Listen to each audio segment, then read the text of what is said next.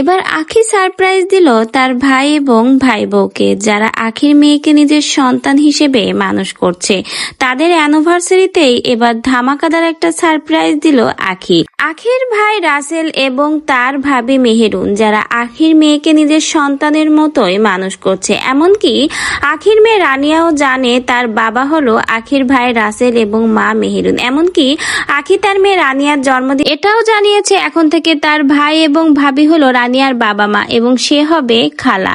সেই হিসেবে কিন্তু এখন বর্তমানে রানিয়ার বাবা মা হলো তার ভাই এবং ভাবি। যে ভাই এবং ভাবি তার সন্তানের জন্য এত কিছু করে, সেই ভাই ভাবির জন্য কি আখি কিছু করবে না? সেটা কি কখনোই হয়? কখনোই না। আখি তার ভাইয়ের ম্যারেজ অ্যানিভার্সারিতে তাদের দুজনকে অবাক করে দিয়ে রাতেই কিন্তু তাদের অ্যানিভার্সারির অনুষ্ঠান পালন করে এবং তাদের দুজনকে কিন্তু চোখ বেঁধে সারপ্রাইজ দিয়েছে। বলতে গেলে বর্তমান সমাজে এরকম ভাই আর ভাবি পাওয়া আসলেই ভাগ্যের বিষয়, যারা অন্যের সন্তানকে নিজের সন্তানের মতোই মানুষ করছে। আসলে আখির ভাই আর ভাবি খুবই ভালো, তা না হলে তারা আখির সন্তানকে এভাবে নিজের বাবা মার পরিচয় কখনোই বড় করতো না। যেখানে রাজা বাবা হয়ে সন্তানের খোঁজ খবর নেয় না, তার দায়িত্ব ছেড়ে দিয়েছে, সেখানে আজ ভাই এবং ভাবি হয়ে উঠেছে আখির মেয়ে রানিয়ার বাবা মা। আরেকটা কথা হলো, আখির ভাবি মেহেরুন আসলে অনেক ভালো একটা মেয়ে, তা না হলে কখনোই ননদের মেয়েকে নিজের মেয়ে হিসেবে এভাবে বড় করতো না। এমনকি রানিয়া কিন্তু আখির থেকে মেহেরুনকে বেশি ভালোবাসে এবং তাকেই সে মা বলে চেনে, তার কাছেই বেশি সময় থাকে।